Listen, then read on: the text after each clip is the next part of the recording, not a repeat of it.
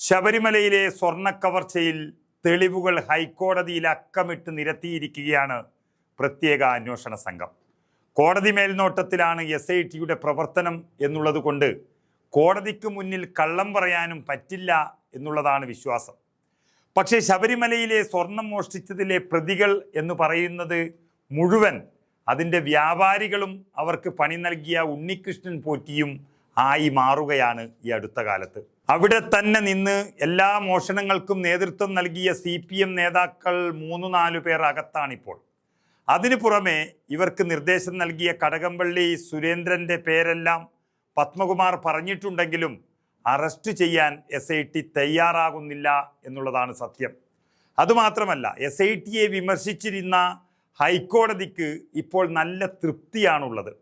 ഏതായാലും ഇങ്ങനെയൊരു സംശയം വരുന്നതോടെ CBI അന്വേഷണം വരാനുള്ള സാധ്യതകളും തള്ളിക്കളയാനാകില്ല. അതായത് SIT പറഞ്ഞത് പ്രകാരം അധികവും ഗോവർദ്ധൻ്റെയും ഭണ്ഡാരിയുടെയും പേരുകളാണ് പറയുന്നത്. അതുപ്രകാരം പ്രതിയായ ഗോവർദ്ധൻ 95 കാലഘട്ടം മുതൽ ശബരിമലയിൽ പതിവ് സന്ദർശകനാണെന്നും ശ്രീകോവിലാകെ സ്വർണം പൊതിഞ്ഞതാണെന്നും ഒക്കെ അറിയാമായിരുന്നു. പ്രതികളുടെ ഫോൺ രേഖ പരിശോധിച്ചപ്പോൾ കഴിഞ്ഞ ഒക്ടോബറിൽ, അതായത് 2025 ഒക്ടോബറിൽ ഹൈക്കോടതി ഈ വിഷയം പരിഗണിക്കവേ തന്നെ ഗോവർദ്ധൻ, അതുപോലെ 1-ാം പ്രതി ഉണ്ണികൃഷ്ണൻ പോറ്റി, മറ്റൊരു പ്രതി സ്മാർട്ട് ക്രിയേഷൻ്റെ ഉടമയായ പങ്കജ് ഭണ്ഡാരി എന്നിവർ ബാംഗ്ലൂരിൽ വെച്ചൊരു രഹസ്യ കൂടിക്കാഴ്ച നടത്തി എന്നുള്ളതാണ് SITക്ക് വ്യക്തമായിരിക്കുന്നത്. അതവർ കോടതിയെ അറിയിക്കുകയും ചെയ്തു. ദ്വാരപാലക ശില്പങ്ങളിലെ സ്വർണ്ണപ്പാളികൾ ആദ്യം എത്തിച്ചത് ഹൈദരാബാദിൽ നരേഷ് എന്ന സ്വർണ്ണപ്പണിക്കാരൻ്റെ കടയിലാണ്. സ്വർണം പൊതിഞ്ഞത് ആയതിനാൽ അറ്റകുറ്റപ്പണി നടത്താനാകില്ല എന്ന് നരേഷ് വ്യക്തമായി പറയുകയും ചെയ്തു. ഇതിനു ശേഷമാണ് സ്മാർട്ട് ക്രിയേഷനിൽ എത്തിച്ച് സ്വർണം നീക്കി ചമ്പാക്കി മാറ്റിയത്. അങ്ങനെ SITയെ തന്നെ കാര്യങ്ങൾ വ്യക്തമാക്കിയ സ്ഥിതിക്ക് ഇവിടെ നിന്നും എടുത്തു കൊണ്ടുപോകുമ്പോൾ അത് ദേവസ്വം ബോർഡ് അറിഞ്ഞിരുന്നില്ലേ എന്നുള്ളതാണ് പ്രധാനപ്പെട്ട ചോദ്യം. അത് ദേവസ്വം ബോർഡ് പ്രസിഡന്റായ പ്രശാന്തിനും മന്ത്രി വാസവനും കാര്യങ്ങളെല്ലാം അറിയാമായിരുന്നു എന്ന് പറയുന്നവരാണ് ഏറെയുള്ളത്.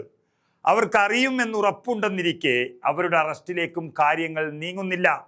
കടകംപള്ളിയെയും PS പ്രശാന്തിനെയും ചോദ്യം ചെയ്തത് നമ്മൾ കണ്ടു. ആരും കാണാതെ ഒരു രഹസ്യ കേന്ദ്രത്തിൽ നിർത്തി ചോദ്യം ചെയ്ത് ഒളിപ്പിച്ചു വച്ച ഏക ചോദ്യം ചെയ്യലായിരുന്നു അത്. അപ്പോൾ തന്നെ വളരെ വ്യക്തം, ഇവരുടെ അറസ്റ്റ് തടയുകയാണ് ലക്ഷ്യമെന്നുള്ളത്. പത്മകുമാറിനെയും N വാസുവിനെയും അടക്കമുള്ള ദേവസ്വം ബോർഡ് പ്രസിഡന്റുമാരെ മാത്രം അറസ്റ്റ് ചെയ്തതുപോലെ ഏറ്റവും അവസാനത്തെ പ്രസിഡന്റായിരുന്ന PS പ്രശാന്തിനെയും അറസ്റ്റ് ചെയ്ത് അവസാനം അതിലേക്ക് കാര്യങ്ങൾ അവസാനിപ്പിക്കുമോ എന്നതാണ് ഇപ്പോൾ വിശ്വാസികൾ ഭയക്കുന്നത്. മാത്രമല്ല, പത്മകുമാറിൻ്റെ ആ ബോർഡിൽ അദ്ദേഹവും അംഗമായിരുന്ന വിജയകുമാറും ഇപ്പോൾ അറസ്റ്റിലായി അകത്ത് കിടക്കുകയാണ്. എന്നാൽ സുപ്രീം കോടതിയിൽ ജാമ്യ ഹർജി തള്ളിയിട്ടും ശങ്കർദാസ് എന്നൊരു അംഗത്തെ ഇതുവരെ അറസ്റ്റ് ചെയ്തിട്ടില്ല. അതിനർത്ഥം പ്രമുഖരെ SIT തൊടുന്നില്ല എന്ന് തന്നെയാണ്. ഏതായാലും SITയുടെ അന്വേഷണത്തിൽ ബഹുമാനപ്പെട്ട ഹൈക്കോടതിക്ക് വലിയ തൃപ്തി വരുമ്പോൾ ചോദ്യം ചെയ്യപ്പെട്ടവരുടെ അറസ്റ്റ് പോലും നടക്കുന്നില്ല എന്നുള്ളതാണ് യാഥാർത്ഥ്യം. ഏതായാലും 2025 മോഷണം കൂടി സജീവമായി SITക്ക് കിട്ടിയതിനാൽ PS പ്രശാന്തിനെ അറസ്റ്റ് ചെയ്യും എന്നുള്ളതാണ് ഇപ്പോൾ ചർച്ചയായിരിക്കുന്ന വിഷയം.